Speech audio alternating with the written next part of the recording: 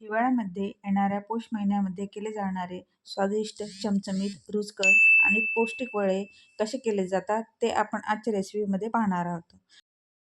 यासाठी आपल्याला लागणार आहे 1 वाटी चवळीची डाळ, 1 वाटी मुगाची डाळ आणि अर्धी वाटी मटकीची डाळ.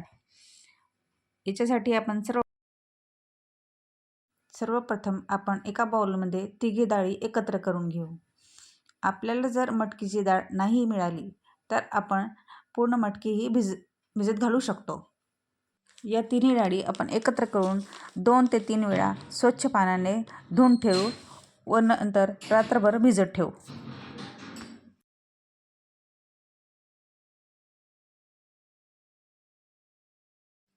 दुसऱ्या दिवशी आपण बघू शकतो की आपली डाळ चांगल्या प्रकारे भिजलेली आहे.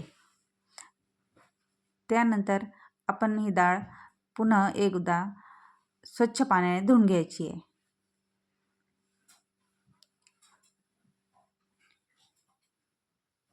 त्यानंतर मिक्सरमध्ये आलं, 3 ते 4 लाल मिर्च, 3 ते 4 हिरवी मिरची, आपण भिजत घातलेली डाळ टाकून मिक्सरमध्ये यांची जाडसर भरड काढून घ्यायची आहे. हे डाळ आपल्याला पूर्ण बारीक न वाटता जाडसर भरड काढायची आहे. त्यानंतर एका दुसऱ्या मिक्सरच्या भांड्यामध्ये धणे, जिरं,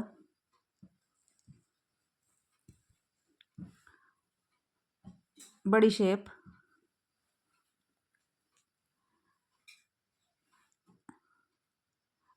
आठ 10 काळी मिर्च, 8-10 लवंग यांची जाडसर भरड काढून घ्यायची आहे.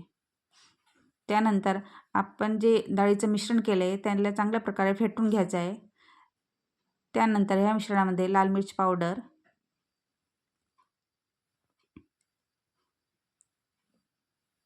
हरी मिरचीचे तुकडे,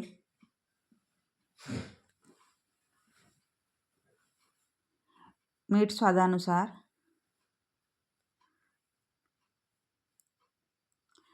त्यानंतर आपण केलेली जाडसर भरड, यामुळे या वडीने चांगलं स्वादिष्ट होतात. त्यानंतर बारीक चिरलेली पालक, बारीक चिरलेली हिरवी कोथिंबीर,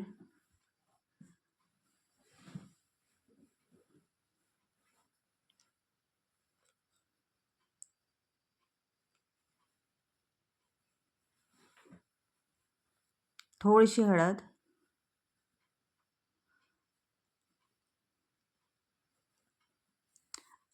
अर्धा चमचा हिंग, सगळं एकत्र करून आपल्याला चांगल्या प्रकारे मिक्स करून घ्यायचं आहे. थोडा वेळ फेटून घ्यायचं आहे. त्यानंतर यांचे वडे बनवून आपल्याला तळून घ्यायचे आहेत.